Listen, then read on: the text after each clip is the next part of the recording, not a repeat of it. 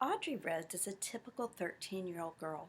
Well, not really so typical because she lives at 1600 Pennsylvania Avenue. That's the White House.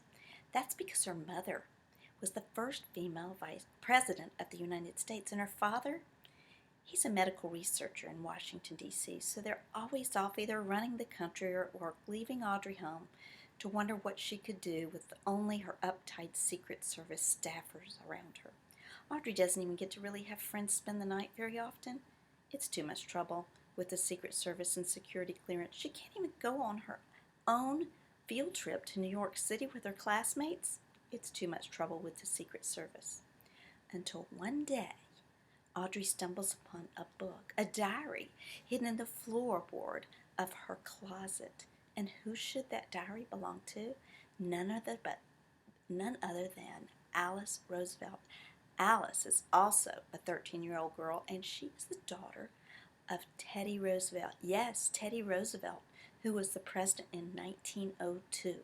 And this is his daughter's secret diary. Finally, Audrey can relate to somebody. You see, Alice was also very mischievous, just like Audrey. Why, Alice even one day took a garter snake, her pet, and hung it around her neck as though it was a necklace. She about drove her father, President Teddy Roosevelt, crazy.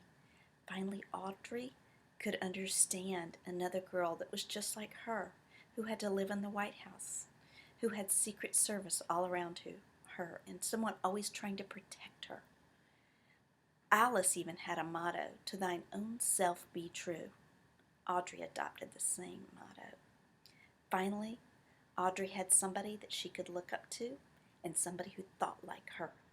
Now, if you're someone who understands teenage girls that are 13 years old and the mischievous trouble they get into, you're going to want to head off to your local library and check out When Audrey Met Alice by Rebecca